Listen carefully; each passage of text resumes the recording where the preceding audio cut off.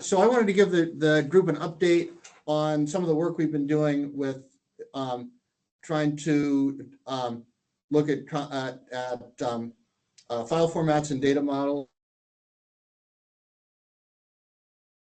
looking at existing options like DICONDE, and the Olympus/Evident has also developed a new format recently, as well as looking at how we might go beyond that and additional needs. So I'll try to be brief with my slides here, in part because I really want to get feedback from this group. I think compared to other groups I've talked to, members of this forum have gone deeper into NDE 4.0 and some of these databasing needs than others. And I think your feedback will be incredibly valuable. So please, get your questions ready, get discussion ready. So first, why might we need a new format? Well, of course, our sharing data has long been a huge pain point. We've got some common containers like HDF5, of course, is how standards proliferate. Obviously, we need, and everything else isn't good enough, and we know one new universal standard to go, and that brings us from 14 possibilities to 15, which of course is not really what we need. But the flip side is, if the stuff that's out there doesn't fit the needs that we have, we do want to try to make it better so we can fit those needs.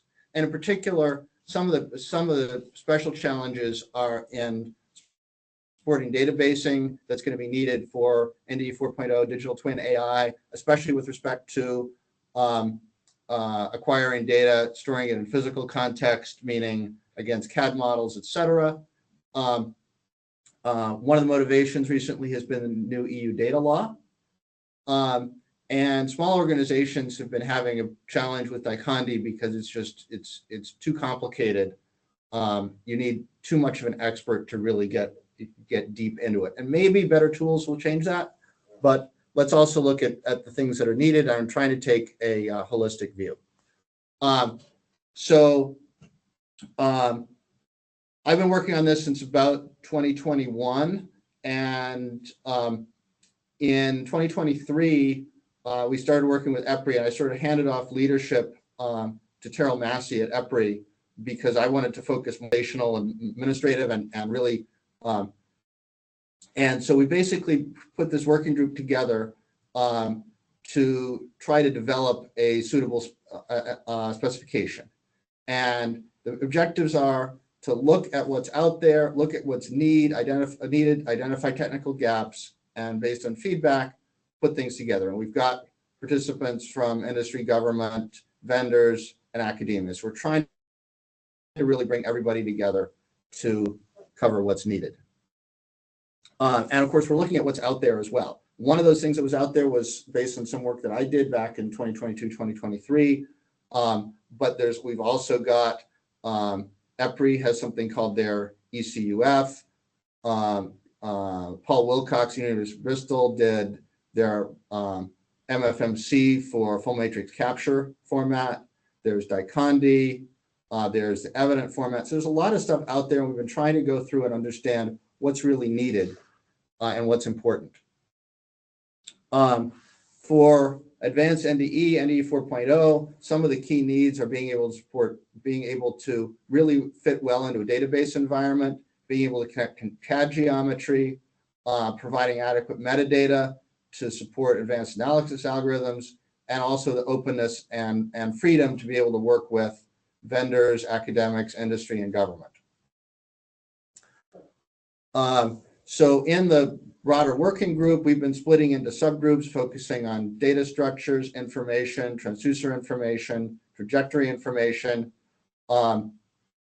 If you want to be involved in this, we want to bring as many people on board as we can. Martin can share my contact information if you don't already have it. I believe mine and Terrell's are both on a later slide here. So just reach out to us and we can get you on the mailing list. We'd love to have more broader involvement. We really want to include everybody here. So one of the things we've looked at recently is there's a concept proposal from CoFriend, which is the French equivalent of ASNT or BINDT, they have a working group that's been debating concepts and putting a concept together. Like a lot of these other, this other recent work, it's based on HDF5 as a storage layer. And some of its strengths are definitions of coordinate frames and transforms. And it's also, it's also done a very nice job of building on some of the metadata structures and that were prototyped in the full matrix capture format from University of Bristol and the EPRI ECUF format as well, and get the most sense for the community as a whole, something that everybody can use, but that won't be, and that will be accessible to everybody, but will also fit everyone's needs. And that's a tall order, possibly impossible. So what I want to share with you today is a new concept proposal I've been putting together. And in this, I'm not representing the group as a whole. I'm representing me and concepts, and be a vehicle for getting feedback on whether the stuff we're doing makes sense, whether the complexities we're adding are genuinely needed, or whether they're superfluous. The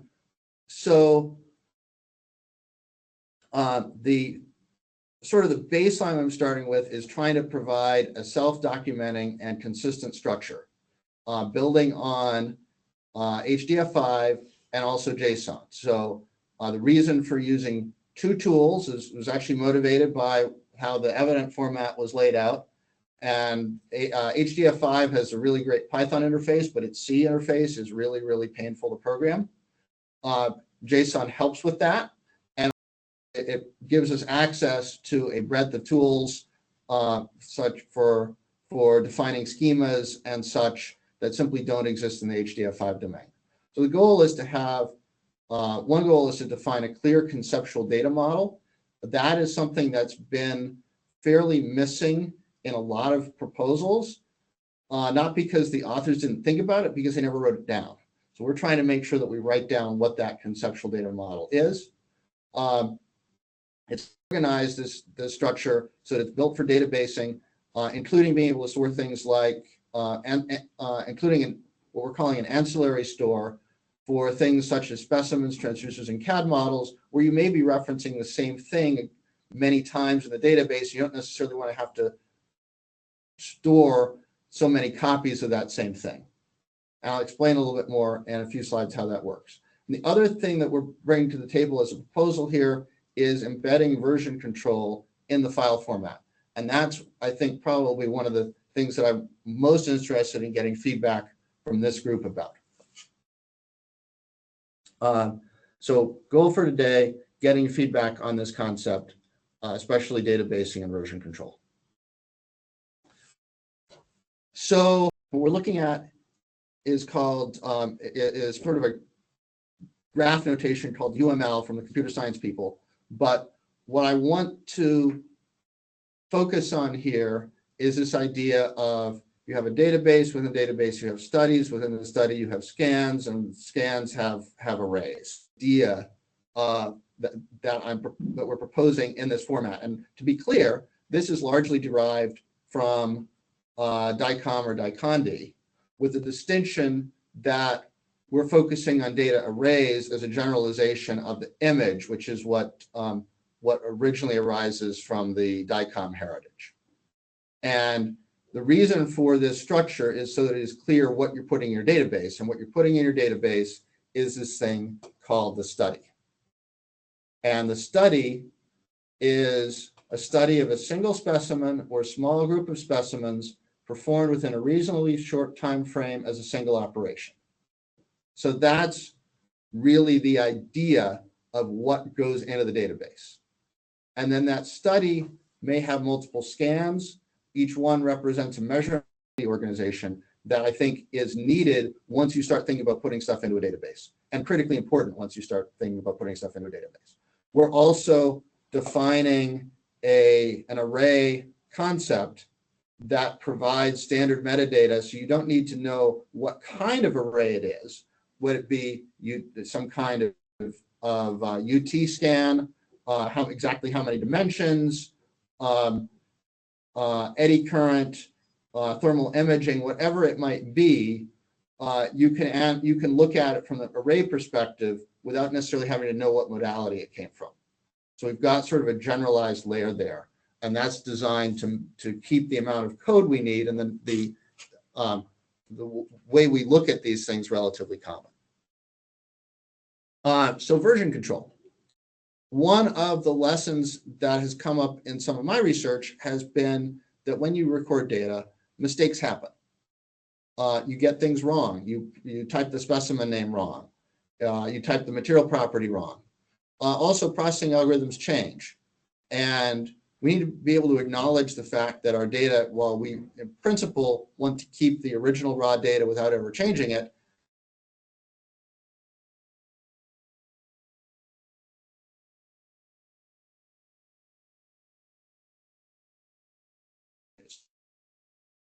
a nice locus, a nice place to keep to digitally sign things, because every change you'd want signed independently. And so and likewise, if your acquisition equipment automatically signs your raw data, then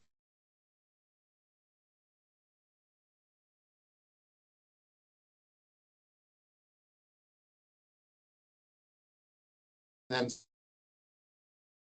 all that makes sense, and it's organized, and you can have confidence in what you have stored. And the concept is based here on having both the raw data branch, which is basically what you recorded plus necessary corrections, and process data branches. The example I'm showing you here is from the Git software version control system that some of you may be familiar with.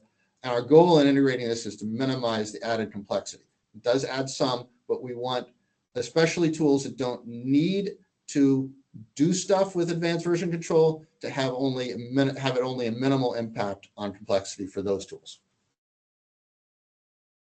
So here is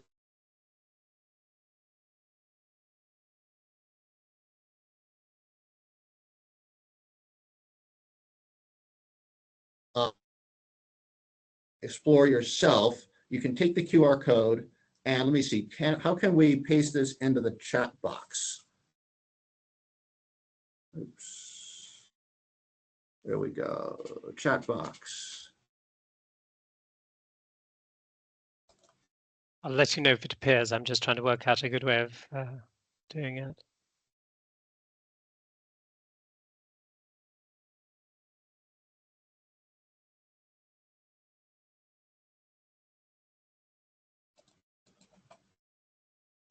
That's not pasting. I may have to stop sharing for a second. Let me do that. It's coming now. Yes. It has? Okay. I think Ikesh has pasted for you, Steve. I think so. That's great. Yeah. If you okay, perfect. Good to start sharing in.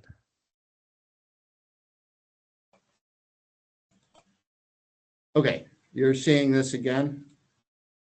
Yes, that's good. Yeah, we're back to the presentation. Okay, perfect.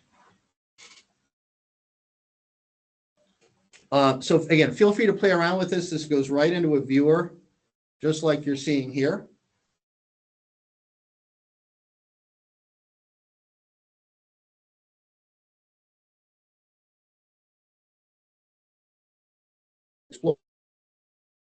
So the file as a whole is a study. So this is this top bar here is the file as a whole. And when you click inspect, make sure you don't have raw opened up or you'll see way too much.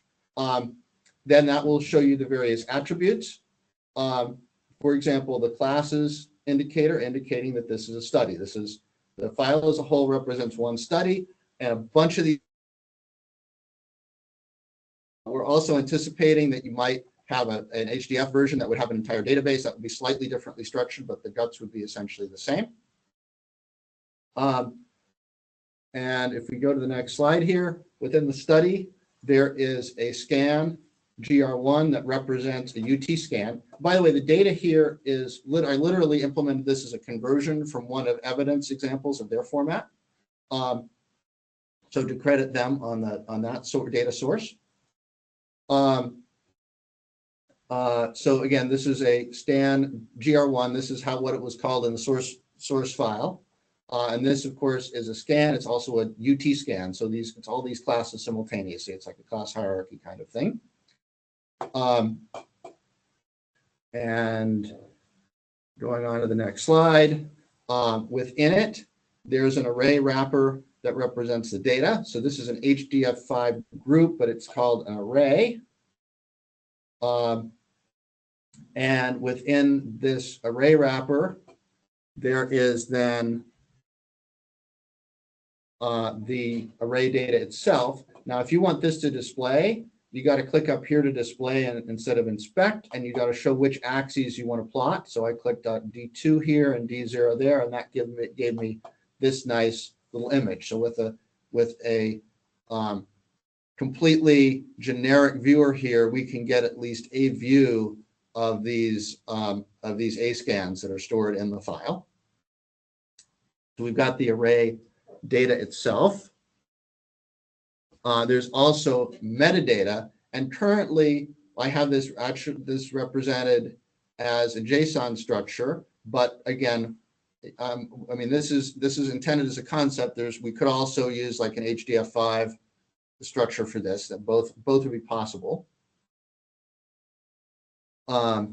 So that provides a generic representation of the axis definition. So a generic viewer of this format could actually label axes correctly and give you a reasonable view without knowing anything about the modality. Of course, if it does know stuff about the modality, it could do even better.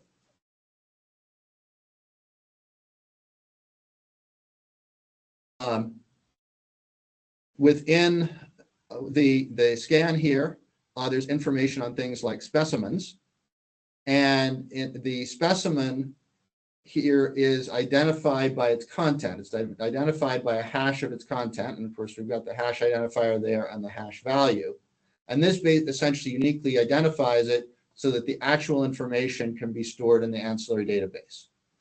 So why is this useful? This is useful because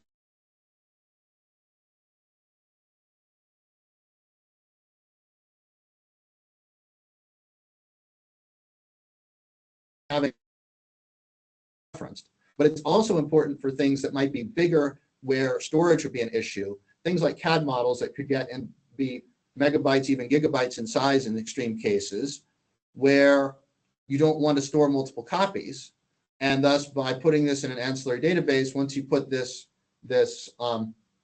once you store your information in a database, there's only one ancillary database for the whole thing. It's indexed by content. So if it has the same content, the entries get merged. If content is different, they stay separate. All that happens essentially automatically.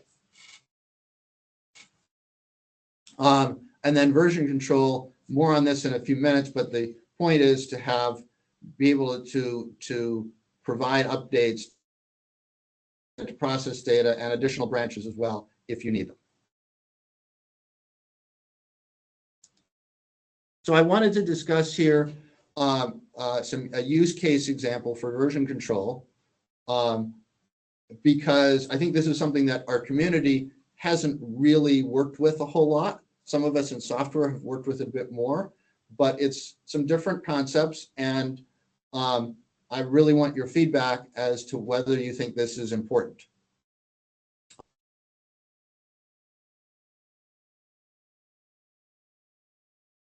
Or the version database that I'm going to show underneath it isn't exactly from this use case, but it's reasonably analogous. It's what I have. So the concept is, imagine you have an incident that demands rapid reanalysis of your stored archived database data to search for a newly discovered damage signature. So you had an incident, you don't know, you figured out what the damage signature is. Now you need to go back and reanalyze your data. So you got your original raw data and your original analysis already in the database. You want to run a new analysis quickly and archive those results, but you don't want to make a mess of things, and you don't want to keep your results out in a segregated location, because you're going to want to be able to go back to them in the future, just like you do with your existing analysis. So here's our original raw data. And what I'm highlighting here is all these pictures are going to be about the same, but the highlighted line here is what we're going to call the raw data branch. And here is the original branch from, and in this case, this was stuff that we did way back in 2016, but that's just, our history of what this particular repository that I'm using.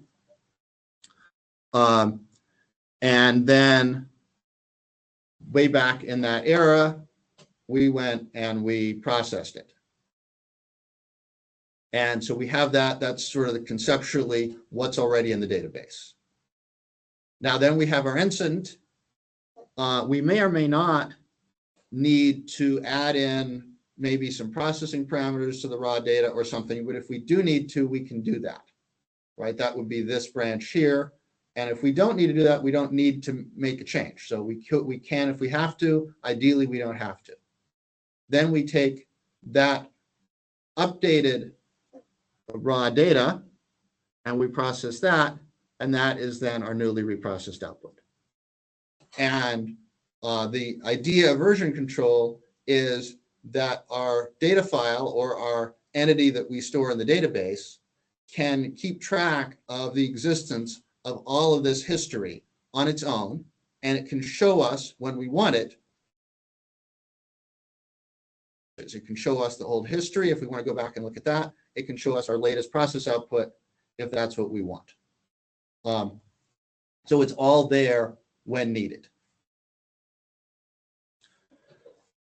Why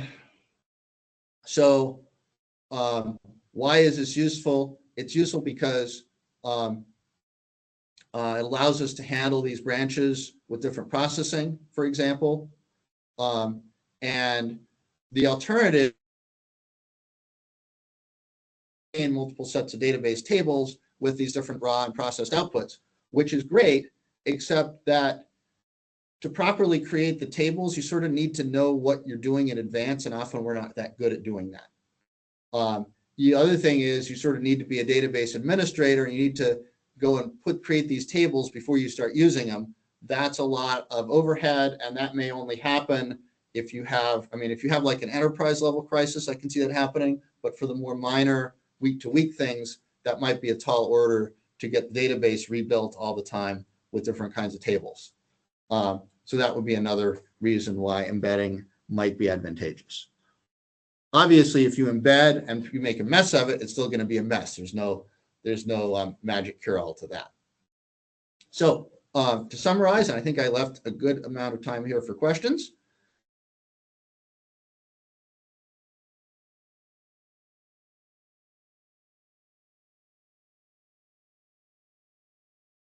With to support current and future needs, especially NDE 4.0 and digital twin. We've been collaborating internationally, industry, government, academia, and trying to learn from pre-existing formats. I've handed off the sort of organization side of things and to Terrell Massey at My name is Steve Holland. There's mine. Feel free to email either or both of us if you want to get involved, get on the mailing list. We have Teams meetings on a pretty regular basis, and we've been splitting into these sort of more focused subgroups. So with that, I think this is a great time to open it up for feedback and questions.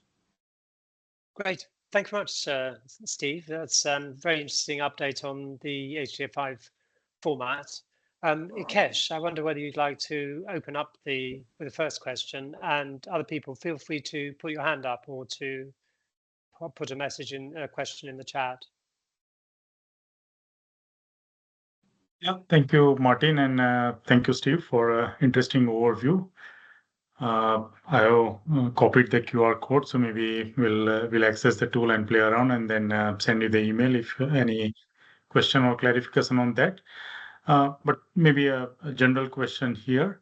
Has this tool been tested with any of the NDT equipment manufacturers?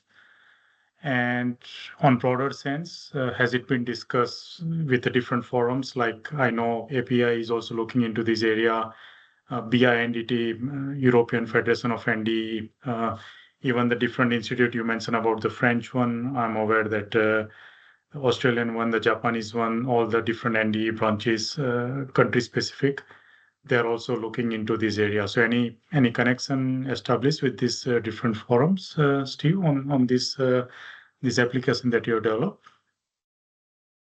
First, we have been interacting with a broad spectrum. We literally just had discussions with the co-friend group within the last few weeks. That's the French group. We've had engagement from BINDT and others. Our goal is to try to bring as many people to the table as possible and try to cross all those boundaries rather than operating within a narrow environment. That said, as to this particular proposal, first,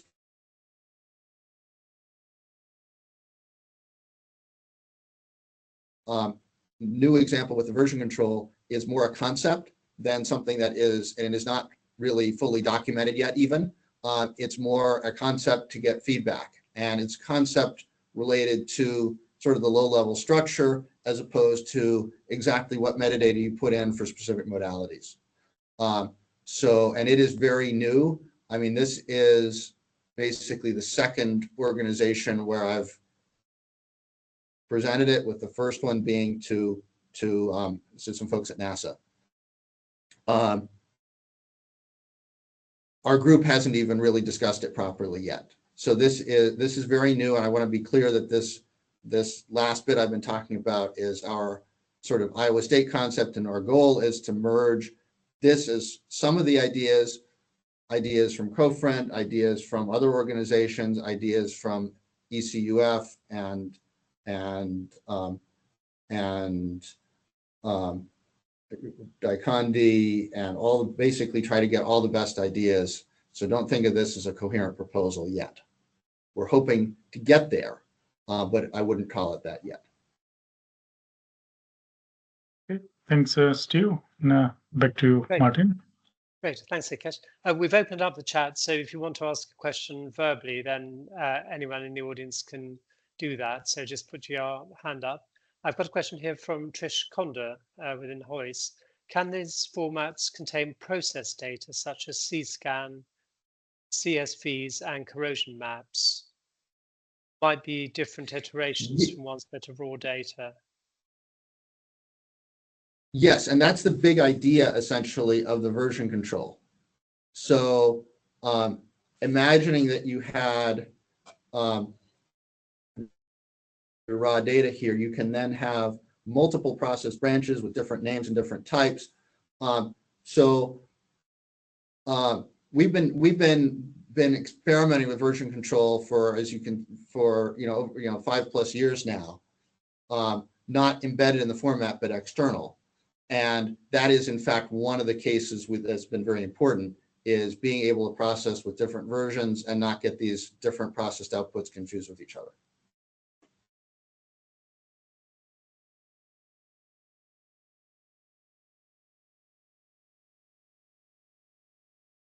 With one of the things I was interested in as well is it's in the handling of sort of image-based data. A lot of things like radiographs, digital ultrasonic images, and things like that. The HDF5 provides a simpler approach, does it, than potentially using something like DICONDE? So I would say the difference between the HDF5 wrapper and what you could think of the sort of the DICOM wrapper that DICONDE uses is that, well, so I think the challenge with DICOM and DICONDE is that they are so built around that original idea of images that everything else is sort of a force.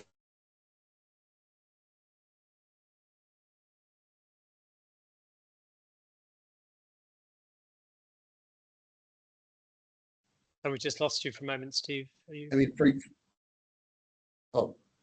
So with DICOM and DICONDE, when you have like a 3-dimensional array of data, it's literally stored essentially as a stack of images. So you can store higher dimensional arrays if you want. It's just more complicated and doesn't fit as naturally into the structure. But to be honest, HDF5 alone doesn't really give enough structure. It gives you a way to store an array, but it doesn't it doesn't specify how to explore the metadata, and being able to explore the metadata is critically important as well. Being able to explore the structure and Is that something that's evolving with the format? There's improved ways of actually studying the metadata. Well, that's essentially what we're proposing, is to take HDF5 and put specific metadata structures around it, essentially, and how you structure your HDF5 file. And so if you look at the evident format, that's a different approach than this. And I think what we've got here is a bit more.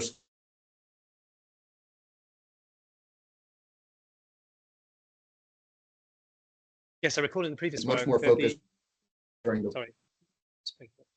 Sorry, go ahead.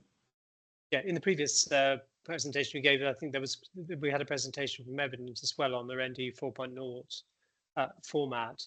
Are they running with the HDF5 in a different way, or are they? Is it designed that their NDE 4.0 format can? NDE, I'm just trying to think of the name, or was it the Evident one? Can actually directly interface with HDF5. So they are highly engaged in our group, and I think they are. Their format is more focused on what you would do in an original, how you would save an original raw acquisition. Something that can then handle raw data plus processed output, potentially multiple kinds of processing. And it's very prescriptive within certain scenarios versus this is a more general structure that you can then fit those scenarios into. And I think the final result is sort of going to be a hybrid of the two approaches. It takes the best from each. Yes, I can see that the data, as you're saying, things like CAD information, etc., is stored in a complex information stored in a separate folder, separate part of the database. And I think the version control is, am I correct? That's allowing you to sort of update information. So you've got the analyzed data as well as the original raw data. So you can drill back historically to how things might have been on a previous inspection. Exactly, or on a previous review of the data. Yeah, as well as just being able to deal with the fact that errors happen when you did the original recording, when you did the original acquisition, and sometimes we need to go back and fix stuff. We don't want to reacquire and throw out.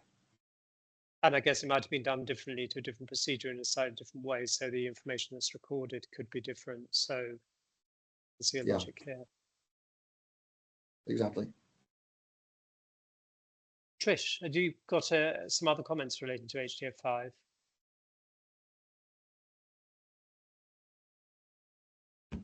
Sorry, you're putting me on the spot here, Martin. Yeah. No, thank you very much for a really interesting talk, Steve.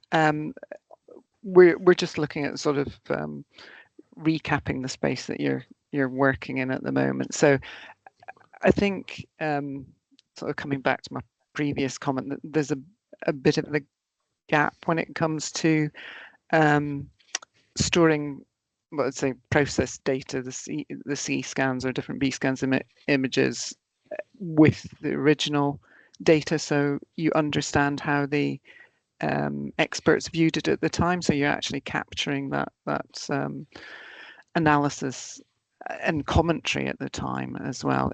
Do you see this your metadata encompassing that as well? So you can go back and look at the comments, essentially the comments on the data as well as the data itself. Indeed. So I actually, in that context, I was actually looking back somewhat to DICOM. I've had some experience with looking at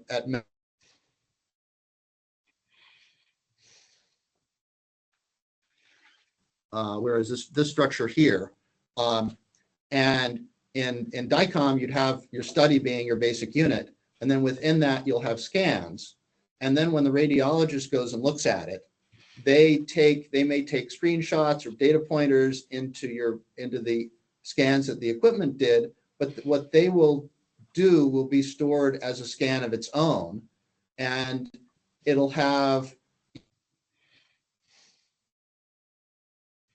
And so when you have an inspector reviewing something, the output of that review can be another scan within the study, and then that gets archived within the data as within one of the branches. And exactly how that gets organized, maybe, I mean, that would probably, I would treat that as process. So that would be, in my concept, as process branch, but you could also give that its own branch as it was this person's analysis. And then you could have a different branch from a different inspector if you wanted to. There are different ways to do that.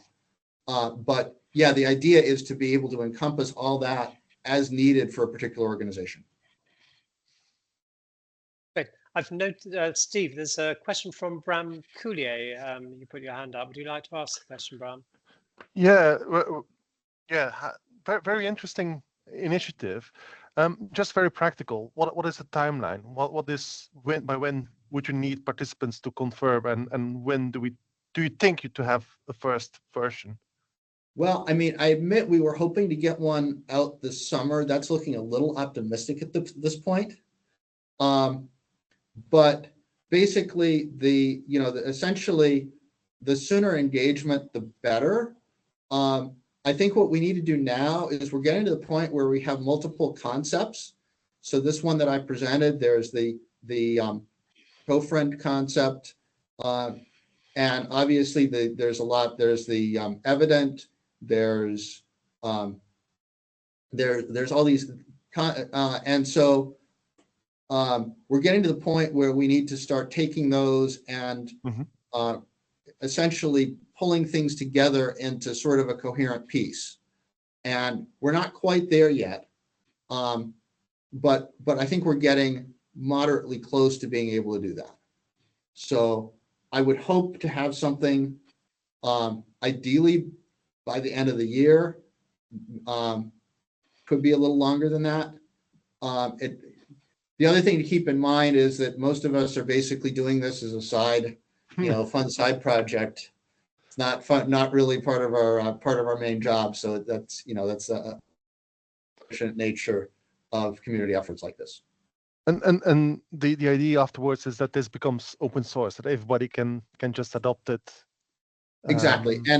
And well, I don't think our group will necessarily formally provide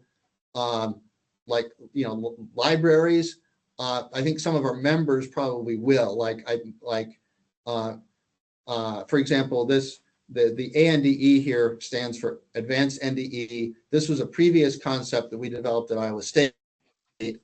We actually already have a published interface to the old version of that, the old concept, and our plan would be to update that to whatever the group comes up with. One of the challenging things is someone probably needs to maintain, if there's going to be a sort of a standard library to interface to it, not that everybody would have to use it. The goal is to define a specification, not a library. But if there's going to be a library, maintaining that is not necessarily a trivial piece of work, and how to organize that. And that might go and end up in one of the societies or another. Be one possibility. Okay. Oh, no, thanks. Thank you very much. Sure. Thank you. There's a question here from Christian Böhm, one of the speakers in the second talks. How do you envisage specs about the probe and measurement location to be stored in a file? Okay, how would measurement locations be stored? So, first, this structure that I'm showing you, that I showed you here, is more of a sort of low-level structure for how we'd organize information. I would start here closer to what CoFriend put together, because that's looking at it more focused on a different domain of how you'd put in defined coordinate frames and transforms. So they've done a fair. And we also, as part of our group, have a trajectory information subgroup that is focused on that kind of problem as well. So for the sort of concept I just gave you, that's sort of out of scope, but for what we're trying to do as a whole, it definitely is. And the goal will be to have a nice, consistent, and this is much easier said than done, set of coordinate frame data structures, essentially, so that you can easily, if your equipment is capable of it, reference and register your data to a suitable physical CAD model or similar, or or to a shape that's been experimentally measured.